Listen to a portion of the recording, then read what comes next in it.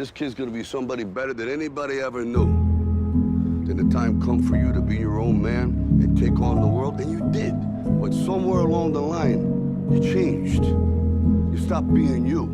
You let people stick a finger in your face and tell you you're no good. And when things got hard, you started looking for something to blame, like a big shadow.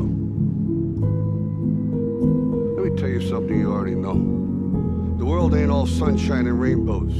It's a very mean and nasty place, and I don't care how tough you are, it will beat you to your knees and keep you there permanently if you let it. You, me, or nobody is gonna hit as hard as life. But it ain't about how hard you hit. It's about how hard you can get hit and keep moving forward. How much you can take and keep moving forward. That's how winning is done. Now, if you know what you're worth, now go out and get what you're worth. But you gotta be willing to take the hits and not pointing fingers saying you ain't where you wanna be because of him or her or anybody. Cowards do that, and that ain't you. You're better than that.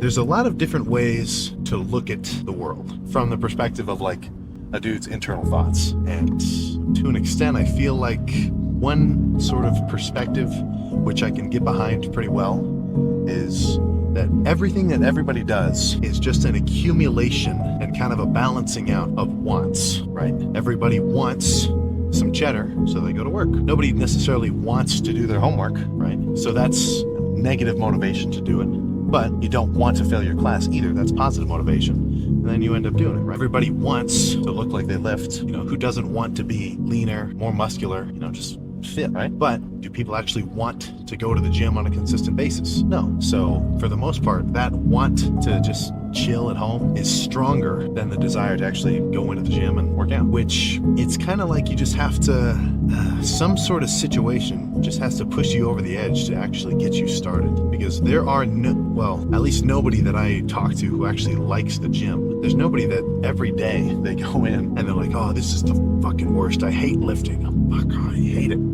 It's like once you start and you kind of understand all the, well, just all the benefits all around to it, then you sort of see that it's just a positive cycle, right? Who doesn't want to get into something where it ends up being an upward spiral? Somebody in the gym today was asking me, what's my discipline? What's my motivation? What keeps me going to the gym, even on days where maybe I feel like total shit and I don't want to, right? For whatever reason, I'm just kind of wired where I like lifting weights. I like the feeling of the pump.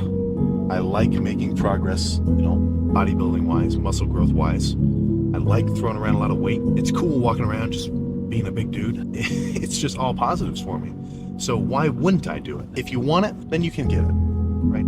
If you want it, you can get it. And you have to believe that with certain, if you drop something, or let's say you put a cup of fucking milk on the side of the table, what's gonna happen when you push it off, right? It's gonna fucking fall, spill over, probably break. If you can see yourself in the future going into the gym as though it's a guarantee, as though it's just as, you know, necessary as you just waking up, breathing, and, you know, getting some food in your system, right? If you can just see that as a normal part of your routine, then it's not a challenge.